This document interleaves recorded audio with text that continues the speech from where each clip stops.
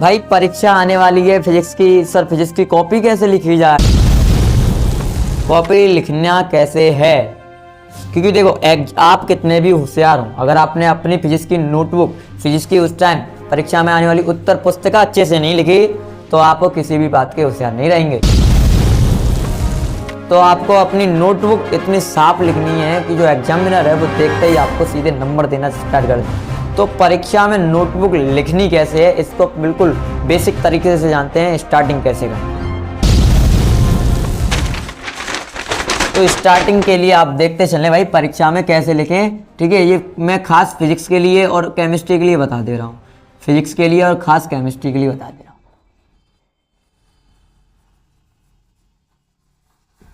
एक रूल आपको इसमें जरूर फॉलो करना पड़ेगा, वो रूल ये रहेगा कि आपको जो चीज आती है वो पहले करी जाती है। ये आप पे बेसिक रूल जानते हैं, ये अच्छी है। लेकिन अगर मान लो जैसे आपको क्वेश्चन नंबर टोटल 9 है, उसमें से आपको फर्स्ट नहीं आ रहा, 9 नहीं आ रहा, लेकिन आपको कौन सा आ रहा है, 6 आ रहा है, तो 6 से स्टार्टिंग करेंगे आप। थोड़ा सा डिसेंट हो सकता है लेकिन कोई नहीं, अगर स्टार्टिंग में एग्जामिनर के हाथ से नंबर निकल गए तो वो नंबर निकलते रहेंगे। मैं आपको रिकमेंडेशन देता हूं कि आप हमेशा पेपर की स्टार्टिंग कैसे करें।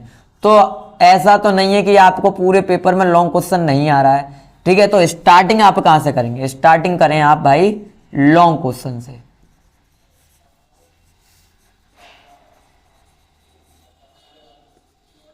क्योंकि देखो होता क्या है, मान लो आपने शॉर्ट क्वेश्चन से किया, शॉर्ट क्वेश्चन अच्छे आ रहे थे आपको, शॉर्ट क्वेश्चन से आपने अपने पेपर की स्टार्टिंग की, लेकिन लास्ट तक आते आते लॉन्ग क्वेश्चन ज्यादा रह जाएंगे। लॉन्ग क्वेश्चन जब ज्यादा रह जाएंगे तो भाई क्या होगा, थोड़ा सा नुकसान हो सकता है। क्योंकि शॉर्ट क्वेश्चन छूट गया, मान लो शॉर्ट क्वेश्चन, एक क्वेश्चन या 2 क्वेश्चन शॉर्ट छूट गए, 2-2 नंबर के, ठीक है, या मान लो एक छूट गया तो 2 नंबर का नुकसान हो गया, या मान लो 3 नंबर का नुकसान हो गया।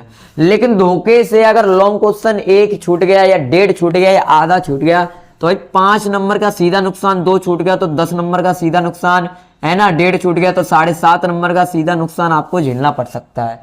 तो स्टार्टिंग हमेशा लॉन्ग क्वेश्चन से करना। और सर लॉन्ग क्वेश्चन तो लास्ट का होता है, तो कोई बात नहीं है बेटा, लास्ट वाला क्वेश्चन पहले कर दे क्योंकि वो तुझे आ रहा है, ठीक है।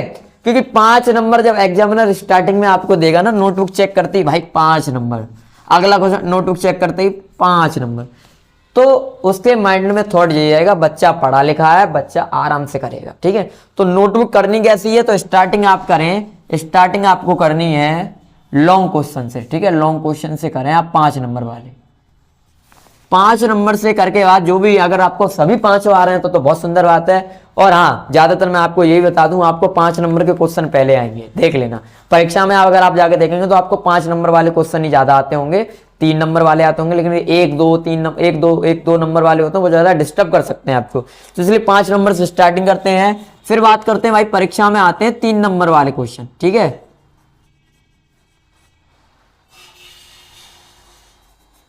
तो ये 3 नंबर वाले क्वेश्चन तो बहुत आते हैं, करीब 30 नंबर, यानी 10 क्वेश्चन हो गए, 15-15 है ना। तो 30 नंबर के ये बनते हैं फिजिक्स के पेपर में, बहुत सुंदर तरीके से बनते हैं। तो करना कैसे है भाई, इनमें से आप क्या करें, इनमें से आप क्या करें, जिसका आपको सबसे पहले आ रहा है 3 नंबर वाले में जो आपको सबसे पहले आता है, यानी कि जो आपको स्ट्रॉन्ग है, जो आपका क्या है इसमें स्ट्रॉन्ग है, उसको आप पहले लिखें, उसको आप पहले लिखें। उसके बाद process by process, process by process, process by process आप अपने क्वेश्चन करें, ठीक है। उसके बाद प्रोसेस बाय प्रोसेस आप अपने क्वेश्चन करते रहें, ठीक है। यानी कि सबसे पहले लॉन्ग से स्टार्ट करेंगे, 5 नंबर का जैसे खत्म होता है फिर 3 नंबर वाले में लौट कर आएंगे।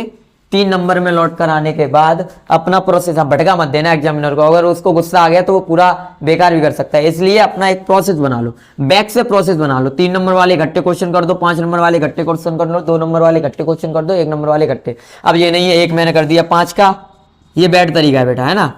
ये कर दिया ना 5 का, हाँ मुझे ये 2 नंबर वाला अच्छे से आ रहा है, ये 3 नंबर वाले में डाउट है ना। ये 5 नंबर वाले, 2 नंबर वाला मैंने पहले कर दिया, 2 नंबर वाला। अब मुझे 1 नंबर वाला भी आ रहा है, तो 1 नंबर वाला मैंने पहले कर दिया 1 नंबर। फिर पता चला कि नहीं मुझे 5वें वाला थोड़ा थोड़ा आ रहा है, तो फिर 5 नंबर कर दिया। इससे एग्जामिनर को पता नहीं चल पाएगा कि कौन से क्वेश्चन का कितने नंबर का है। तो मान लो 5 नंबर का हुआ और धोखे से उस पर क्या निकल गया, 3 निकल गए, यानी आपके 2 नंबर का नुकसान हो गया। तो ये गलती आपको अपनी परीक्षा में बिल्कुल भी नहीं करनी है, आपको अपने प्रोसेस के हिसाब से करना है। यानी कि स्टार्टिंग आप 5 नंबर वाले प्रश्न से करें, फिर 3 नंबर वाले प्रश्न उन्हें लगातार करें, ठीक है। कैसे करें मैं लिख देता हूं, लगातार करें, ठीक है, लगातार करें। 3 नंबर जैसे ही खत्म होता है फिर आप लौट कर आए 2 नंबर वाले प्रश्नों पर, ठीक है, 2 नंबर वाले प्रश्नों पर और 1 नंबर वाले प्रश्नों पर। इनको आप एंडिंग में जाके करें, एंड से पहले, ठीक है। सेकंड लास्ट बता देता हूं इसकी पोजीशन, सेकंड लास्ट, इन्हें आप सेकंड लास्ट में करें। और सर बच गए हमारे फेवरेट टिक करेक्ट, हम तो तुक्का लगा के पूरे 6 नंबर ले आते हैं भाई। किसने कह दिया आप तुक्का लगा के 6 नंबर ले आते? या तो आपको पूरे 6 आ रहे हैं इसलिए आपके 6 नंबर आ गए हैं। तुक्का लगा के 6 एक के आ सकते हैं, 2 के आ सकते, सबके नहीं आ सकते, एक बार आ सकते हैं, 2 बार। तो इसलिए देखो क्या होता, आपने स्टार्टिंग विकल्प से की, एमसीक्यू से आपने स्टार्टिंग किया, 6 नंबर के एमसीक्यू हैं, आपने तुक्का आ रहा था, याद मान लो 6 के 6 आ रहे हैं तो अच्छी बात है, तो कर लो। नहीं आ रहे हैं तो भाई एंड में पहुंचाओ। कहां पहुंचाओ ये चीज भाई, एंड में पहुंचाओ।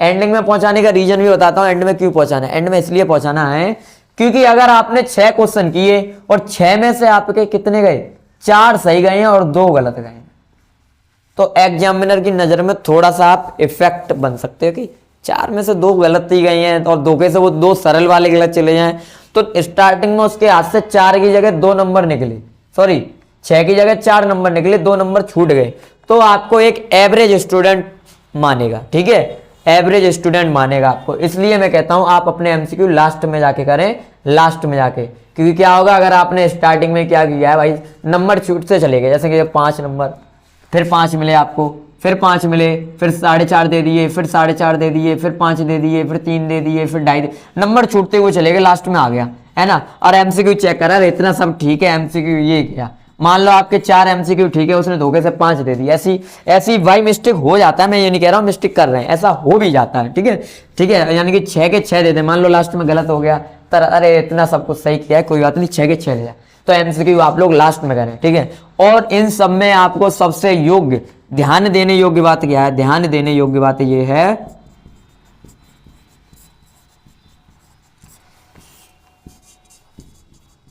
समय और राइटिंग। ध्यान देने योग्य बात समय और राइटिंग। निर्धारित समय में आपको अपनी राइटिंग, है ना, जो लेख जिसे बोलते हैं, उसे इंप्रूव करना पड़ेगा, उसे साफ लिखना पड़ेगा।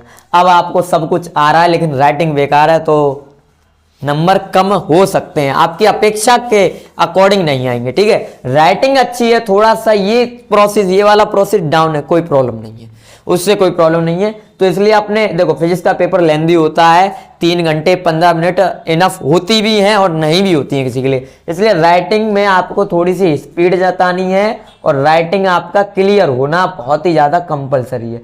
राइटिंग क्लियर होगा तो आप किसी भी परीक्षा के किसी भी विषय में आप अच्छे नंबर ला सकते हैं और एक टॉपर की लिस्ट में आप शुमार हो सकते हैं, ठीक है। तो ये तो रहा हमें अपनी नोटबुक कैसे लिखनी है, तो 3 प्रोसेस फॉलो करने होंगे। सबसे पहले आप 5 नंबर का करें, फिर 3 नंबर का करें, फिर 2 नंबर का करें, फिर 1 नंबर करें। बड़े नंबर को पहले पकड़ें, छोटे नंबर को बाद में। बाई चांस कोई रह जाता है तो उतना नुकसान नहीं होगा जितना बड़े नंबर से होगा। दूसरा चीज, आपको दिए गए टाइम में आपको उचित क्वेश्चन को पहले करना है, ठीक है, दिए गए टाइम का उपयोग करना। तीसरी चीज, अपनी राइटिंग पे बहुत ज्यादा ध्यान देना है, राइटिंग उतने टाइम में आपकी खराब नहीं हो जाए, ठीक है। अगर ये प्रोसेस करते हैं तो 90 प्लस, अगर पूरा कुछ आता है 90 प्लस 95 प्लस भी आपके मार्क्स जा सकते हैं परीक्षा में, ठीक है। 2025 की परीक्षा एक एवरेज मोड में आएंगी, हार्ड नहीं आएगा फिजिक्स का पेपर, एक एवरेज आएगा, इतना हिंट है आपके लिए, ठीक है। आपके मिलते हैं अपनी नेक्स्ट वीडियो में, तब तक के लिए धन्यवाद, टाटा, सी यू।